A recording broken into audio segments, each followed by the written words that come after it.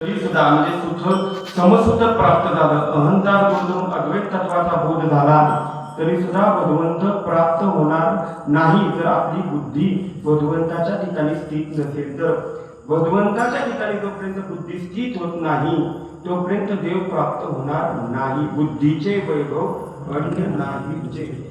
पण बुद्धी अशी आहे जी बुद्धीचं काम आहे तर निश्चयात्मक बुद्धी ही निश्चय करणं हे बुद्धीचं काम आहे. जोपर्यंत आपण परमात्म्याच्या ठिकाणी निश्चय करत नाही तोपर्यंत भगवंत प्राप्त होणार नाही. संकल्प विकल्प मनाचे संकल्प विकल्पातून जी स्थिर होते आणि निश्चय करते तिचं नाव आहे बुद्धी. गुलाबजाम आहे आणि तो गुलाबजाम खावा तर नको खावा हे संकल्प विकल्प करण्याचं काम कोण करत असेल तर मन करत असेल. पण तू खा हा निश्चय कोण करते? बुद्धी करते. परत अजून प्रश्न करतो एक खावा का दोन खावा. हा प्रश्न डायबिटीज वाल्यांना जास्त करतो. एक खावा का दोन खावा.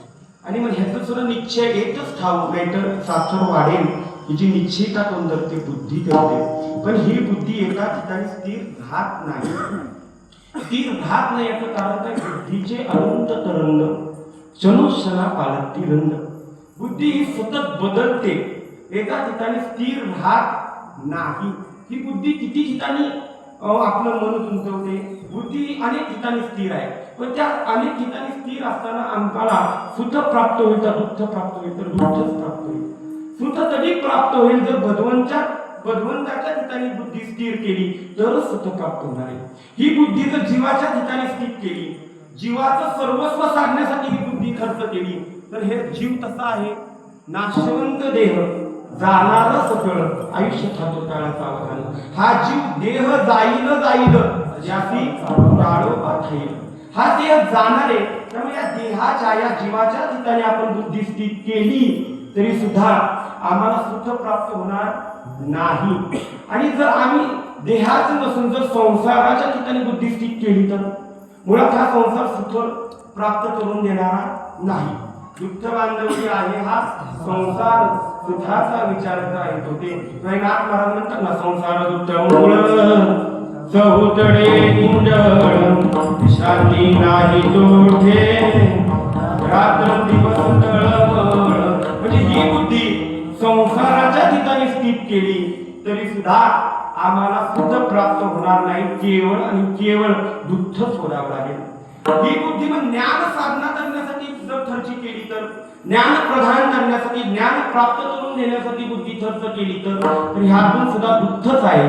तर नवल अहंकाराची गोठी विशेष नवले अज्ञानासाठी सज्ञानाच्या गोंबे कंठी नाना संकटी नाचली. ही जर बुद्धी आपण जर परमात्मा सोडून जर ज्ञान प्राप्त करून घेण्याच्या ठिकाणी जर आली तर आपल्या अंतःकरणात काय निर्माण होईल? अहंकार निर्माण होईल. आणि एकदा अहंकार निर्माण झाला की देव दुरावला म्हणून समजायचं. हित व्हावे तरी दंभ दुरी ठेवा चित्त शुद्ध सेवा देवाची एक. हित आपलं हित कशाला होईल? जर आपला अहंकार दूर सारला तरच होईल. म्हणून त्याग तरी ऐसा करा अहंकार दगडावे. हा त्याग करायचा असेल तर अहंकार दूर सारण्याचा त्याग करा. म्हणजे जर ज्ञानावर बुद्धी खर्च केली तरी सुख प्राप्त नाही. जीवाच्या ठिकाणी बुद्धी स्थित केली तरी सुख प्राप्त नाही. आणि जर या संसाराच्या ठिकाणी बुद्धी स्थित केली तरी आम्हाला सुख प्राप्त होणार नाही. पण सुख प्राप्त कधी होईल? ही सुख प्राप्त होईल जेव्हा आपण ही बुद्धी हरीच्या नामस्मरणामध्ये लावू तेव्हाच आम्हाला सुख प्राप्त होईल. पण ह्या हरीच्या नामस्मरणामध्ये लागलेली बुद्धी कशी आहे? दुर्लभ आहे. हा हरी बुद्धी जपे तो नर दुर्लभ वाचेची सतत रामकृष्ण. हरीच्या ठिकाणी जी बुद्धी लावली जाते ती बुद्धी कशी आहे? दुर्लभ आहे. अशी माणसं फार कमी आहेत. एकतर मनुष्य देह दुर्लभ आहे आणि त्या मनुष्य देहामध्ये सुद्धा जर आपण ही बुद्धी जर देवाला म्हणजे मनुष्य देह दुर्लभ आहे आणि त्यामध्ये देवाच्या ठिकाणी खर्ची करणारी बुद्धीचा देह तर फार कमी आहे. दुर्लभ आहे देह. आणि मग अशी बुद्धी आपली भगवंताच्या ठिकाणी स्थित झाल्याशिवाय आपल्याला बुद्धीचं खरं वैभव काय असेल तर केशवराज आहे. ही बुद्धी जर आपण रिद्धी सिद्धीच्या मागे धावली सिद्धी प्राप्त करून देण्यासाठी सिद्धीचे अनेक प्रकार सांगितले अधिमा लगिमा महिमा अनेक प्रकार सिद्धीचे सांगितले, पण ही सिद्धीच्या मागे जर बुद्धी धावली तरी सुद्धा त्यातून काय होणार आहे, आपलं हित होणार नाही. बुद्धीचं हित कशात असेल, शिक्षिरावे पेसे कोणतया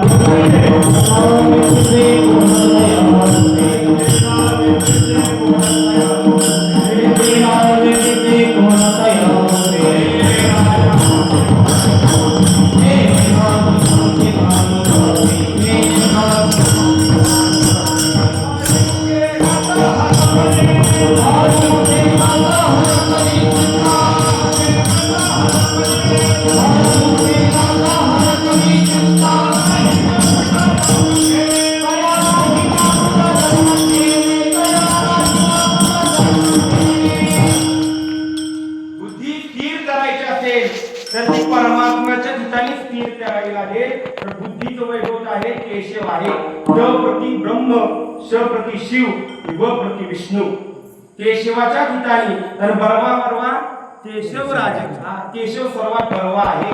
श्रीकृष्णाच्या ठिकाणी जर ही बुद्धी स्थिर केली, हरीच्या ठिकाणी जर बुद्धी स्थिर केली तरच हे खरं बुद्धीचं वैभव ठरेल.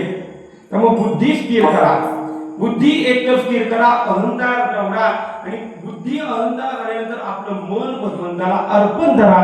अभंगाचं तिसरं चरण.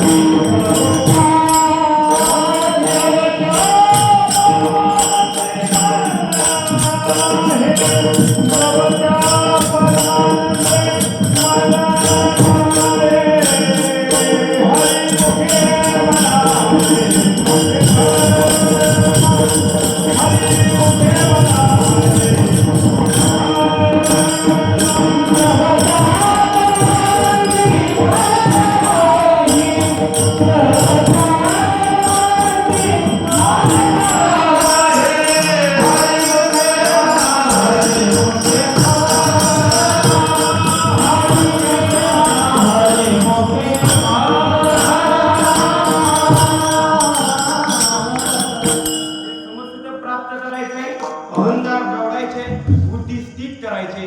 बुद्धीनंतर आता मन स्थित करायचे. महाराज एका एका पावलाने पुढे गेले. मन स्थित करायचे, पण हे मन